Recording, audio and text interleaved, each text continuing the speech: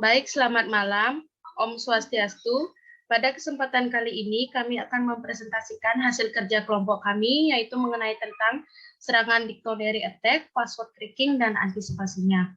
Sebelumnya kami akan memperkenalkan diri terlebih dahulu. Saya sendiri Gusti Ayu Putu Gitaria Pratnyani dengan NIM 19101249 dan rekan saya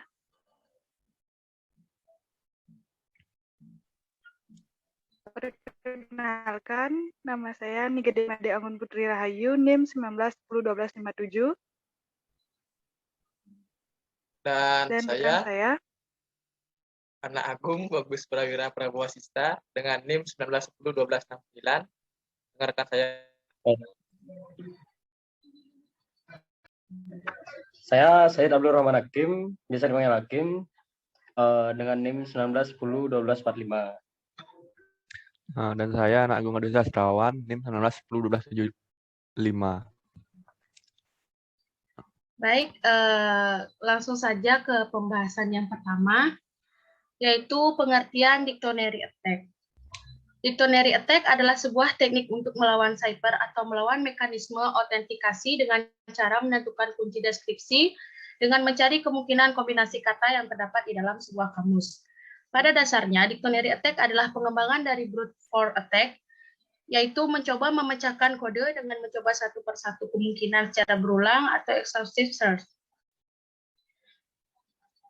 Akan tetapi, dictionary attack bukan mencoba kombinasi satu persatu karakter yang tersedia seperti brute force, melainkan mencoba kombinasi kata yang paling mungkin berhasil dengan input sebuah list of kata yang dapat didefinisikan atau disebut juga kamus, yang biasanya berasal dari daftar kombinasi kata-kata umum yang terdapat dalam kamus, misalnya kamus bahasa Inggris. Pembahasan kedua yaitu cara kerja dictionary attack yang akan dijelaskan dengan rekan saya, yaitu Anak Agung Adi Sastrawan. Baik, saya akan menjelaskan tentang cara kerja dictionary attack. Sistem operasi seperti Windows menyimpan password ke dalam bentuk transkripsi yang disebut hash. Password tidak dapat diambil secara langsung dari hash. Untuk melakukan recovery password diperlukan komputasi terhadap hashes yang dengan possible password atau kata-kata yang diduga sebagai password dan memasukkannya ke dalam list of hashes. Dalam konteks keamanan sebuah password, misalnya password akun ke email, akun administrator, situs web, dan sebagainya. Kita seringkali memilih kata yang mudah diingat supaya tidak lupa dengan password akun yang telah dibuatnya. Sebagai contoh, banyak penggunaan email yang menggunakan kata admin, administrator, password, dan sebagainya.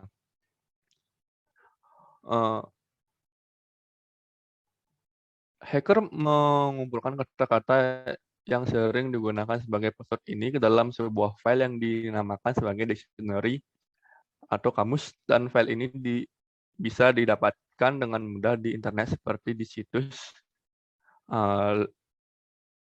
http://dix.asp, atau kita juga bisa membuatnya sendiri atau menambahkannya dari file dictionary yang sudah ada. Sebagai contohnya, ini adalah gambar proses dari dictionary attack.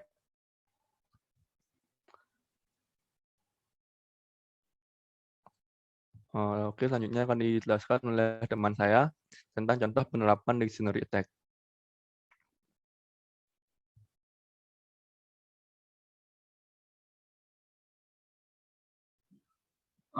Baik, saya akan lanjutkan contoh penerapan dictionary attack. Di bawah ini akan dijelaskan contoh penerapan dictionary attack dalam proses pembobolan password. Pertama-tama, dibuat file PowerPoint dengan nama contoh PPT yang diatur password security dengan kunci bedroom.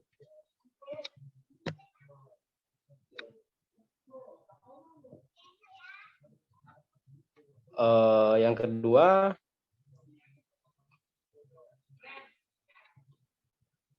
buka aplikasi Power Tools versi PowerPoint. Berikut adalah tampilan antarmukanya.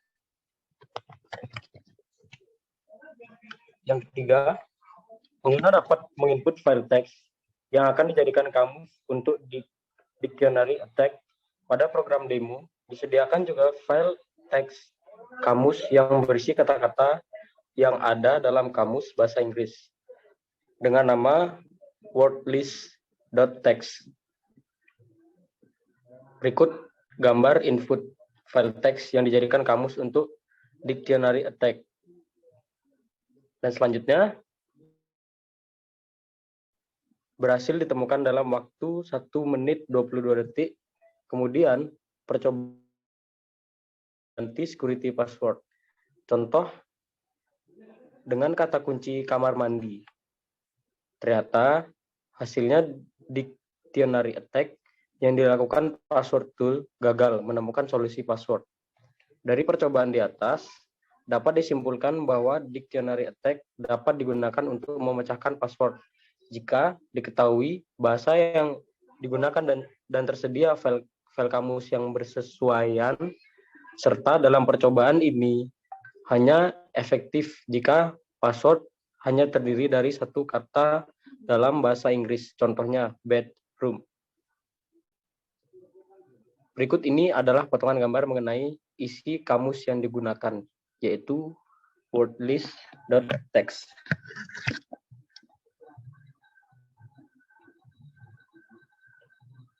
Selanjutnya akan dijelaskan oleh rekan saya, yaitu variasi dictionary attack.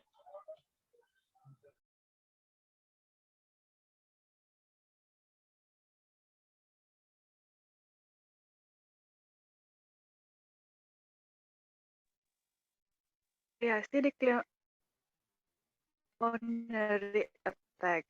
Yang pertama, brute force attack. Dalam brute force attack, penyerangan menentukan ring of charter dan mengkomputasikan hash untuk setiap kemungkinan kombinasi karakter yang ada. Dalam hal ini, pada umumnya, brute force attack menggunakan kombinasi karakter yang terdiri dari huruf saja, huruf atau angka atau spesial,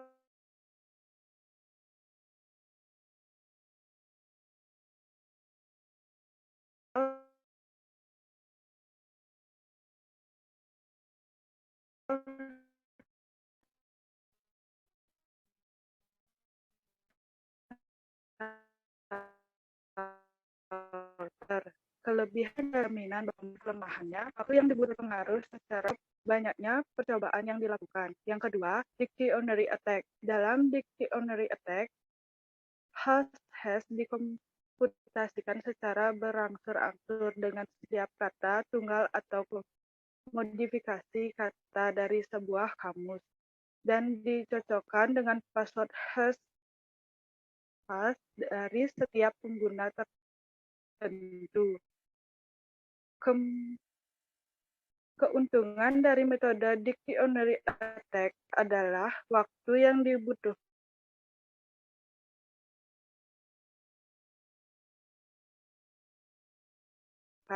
relatif singkat, hanya dapat menebak password yang terdiri dari kombinasi kata-kata yang dapat pada kamus. Contohnya, jika password menggunakan pengguna kombinasi huruf angka yang tidak terdapat dalam kamus, maka password tidak akan tertebak. Yang ketiga,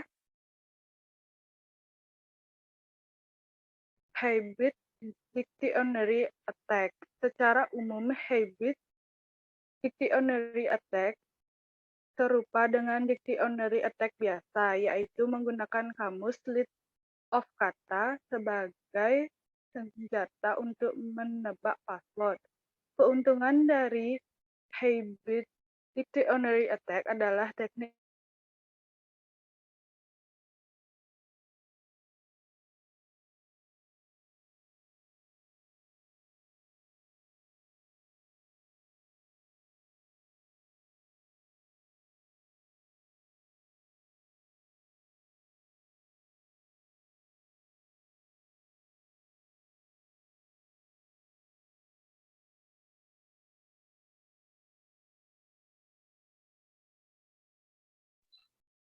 Baik, mungkin rekan saya sedang ada kendala koneksi, jadi saya ambil alih untuk penjelasan variasi dictionary attack-nya.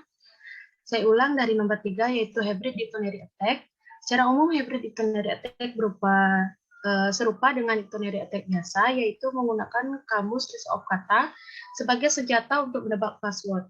Keuntungan dari hybrid dictionary attack adalah teknik ini dapat menebak password yang terdiri dari kombinasi kata yang lumrah dengan karakter lain karena password sejenis ini juga sering digunakan oleh pengguna. Namun kelemahannya jelas membutuhkan waktu yang jauh lebih lama daripada dictionary attack biasa karena menggunakan kombinasi-kombinasi dari list of hash.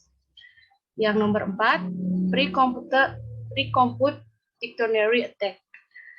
Untuk dapat melakukan pre-computed dictionary attack, tiap hash akan direkomputasi dan pasangan password hash disimpan pada semua kombinasi yang mungkin dari set karakter yang dipilih. Keuntungan dari metode ini adalah kecepatan atau waktu yang dibutuhkan untuk membobol password yang jauh lebih cepat dibandingkan metode-metode sebelumnya. Karena list of kata hanya menyimpan kata atau informasi yang personal, yang didefinisikan sendiri berdasarkan hasil pencarian informasi tentang pengguna. Namun kelemahan yang umum dari metode ini adalah dibutuhkan waktu yang lama dalam mengkomputasi hash-hashnya. Dan untuk pembahasan antisipasi dictionary attack akan dijelaskan oleh rekan saya, Ana Agung Bagus Prawasista. Baik, terima kasih. Selanjutnya, saya akan menjelaskan tentang antisipasi dictionary attack. Ada 7 jenis antisipasi dictionary attack, yaitu yang pertama, memperkuat password strength. Password strength adalah sebuah ukuran dari efektivitas pertahanan sebuah password terhadap brute force attack dan sejenisnya. Ukuran ini didasarkan pada seberapa besar peluang percobaan yang dapat dilakukan hacker untuk dapat menebak password tersebut. Yang kedua, mengganti default username dan pesan kesalahan login. Tidak hanya password yang harus diproteksi, username sebuah akun juga harus dijadikan bahan pertimbangan. Ketika username tidak dapat ditebak hacker dengan mudah, maka hacker hanya perlu menebak password pengguna saja, tidak perlu menebak kombinasi username dan password. Hal ini menjadi masalah karena banyak web, aplikasi, atau framework web yang menyediakan default username pada pengguna. Contohnya pada akun WordPress default username-nya adalah admin. Yang ketiga adalah membuat password strong password policy. Salah satu pertahanan utama dalam melawan dictionary attack adalah adanya strong password policy dalam membuat akun di suatu website. Ada batasan-batasan tertentu atau guideline dalam menentukan password seperti password length minimal 7 karakter, password terdiri dari karakter upper dan lowercase, password harus mengandung angka, dan password harus mengandung tanda baca. Next.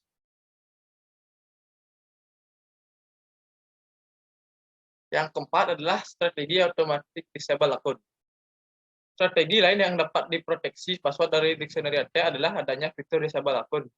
Secara otomatis, setelah pengguna beberapa kali gagal melakukan login, contohnya ketika server mendeteksi pengguna telah melakukan gagal login setelah 3 kali, maka passwordnya akan diganti secara otomatis atau pengguna tersebut tidak bisa melakukan login dalam waktu tertentu, misalnya selama 30 menit. Hal ini mencegah iterasi pencocokan kata dictionary attack yang dilakukan secara berulang-ulang. Yang kelima adalah strategi incremental response delay. Strategi lain untuk melawan dictionary attack yaitu dengan cara menghasilkan delay phase response setelah percobaan login gagal secara inkremental. Yang keenam adalah penggunaan reverse Turing test. Alternatif lain dalam melawan dictionary attack yaitu dengan menggunakan reverse Turing test, yaitu dengan menggunakan validasi yang mengharuskan pengguna untuk menginput kata kunci yang ditampilkan ke layar untuk memastikan bahwa input tersebut benar-benar dimasukkan oleh manusia, bukan mesin otomatis seperti dictionary attack tool. Dan yang terakhir adalah menggunakan protokol autentikasi. Ketika offline dictionary attack hanya mungkin terjadi ketika penyerang dapat mengambil data pada protokol dengan menyadap channel komunikasi dan dapat dilawan dengan menggunakan public key pada kriptografi, online dictionary attack dapat dilakukan oleh siapa saja. Hal ini menyebabkan munculnya alternatif melawan dictionary attack dengan menggunakan protokol yang terautentikasi.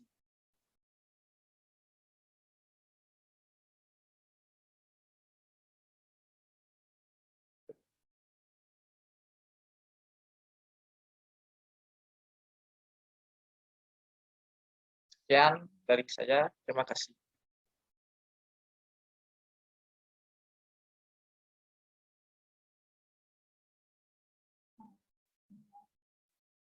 Udah ini aja. Stop record aja.